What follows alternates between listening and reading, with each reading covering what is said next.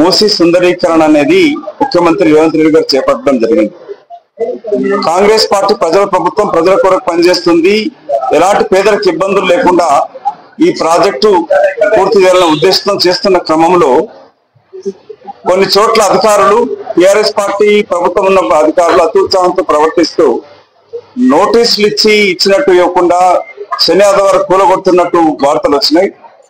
ముఖ్యంగా ఎల్బీ నగర్ నియోజకవర్గ ప్రాంతంలో, చైతన్యపురి, కొత్తపేట్ ఈ ప్రాంతంలో కాలనీ వాసులు భయాందోళనకు గురైపోతూ రెవెన్యూ అధికారులు మార్పు చేయడంతో వెనువెంటనే అర్ధరాత్రి కూలగొడతారనే ఒక భయాందోళన ఎవరు సృష్టిస్తున్నారంటే టిఆర్ఎస్ పార్టీ నాయకులు, స్థానిక ఎమ్మెల్యే.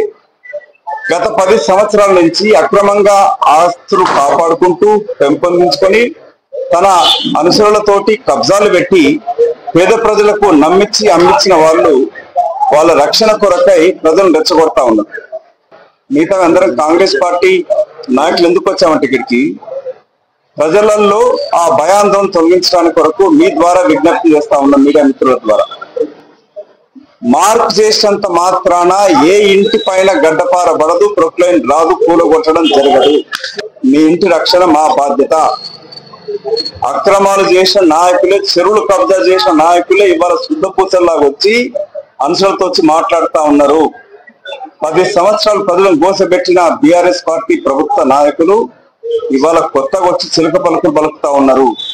కాంగ్రెస్ పార్టీ ప్రభుత్వం ప్రజల పక్షాన, ప్రజల కొరకై, ప్రజలతో ఎన్నుకోబడ్డ ఈ ప్రభుత్వం రేవంత్ రెడ్డి గారు ముఖ్యమంత్రిగా తీసుకుంటున్న నిర్ణయాలు ప్రజలకు అనుకూలంగా ఉంటాయి తప్ప వ్యతిరేకంగా ఉండయి.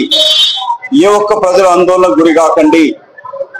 మూసి పరివాహక ప్రాంతాలలో నోటీసు ఇవ్వకుండా, నోటీసు ఇచ్చినా కూడా సమయం ఇవ్వకుండా మార్పు చేసినంత మాత్రాన ప్రొక్లైన్లు రావు. దాని బాధ్యత మేము తీసుకుంటాము. ఇక్కడ ఈ ప్రాంతంలో ఈ కాలనీ వాసులకి మా విజ్ఞప్తి, మా హామీ కూడా, మీ ఏ ఒక్క ఇల్లు పోకుండా చూసుకునే బాధ్యత మాది. మిమ్మల్ని మభ్యపెట్టి అనుచరులతోటి అక్రమాస్తులు కాపాడుకుంటూ చెరువులోపు, నది లోపలికి వెళ్ళి అమ్మిన దొంగలు మిమ్మల్ని వాళ్ళ ఆస్తులు రక్షించుకొని రెచ్చగొడతా ఉన్నారు. ఈ దొంగ పింక్ నాయకులు నమ్మకండి. కాంగ్రెస్ ప్రభుత్వం ప్రజల పక్షాన ఉంటుంది. మీ ద్వారా ముఖ్యమంత్రి దృష్టికి తీసుకెళ్లి న్యాయం చేకూర్చే బాధ్యత మేము తీసుకుంటాం.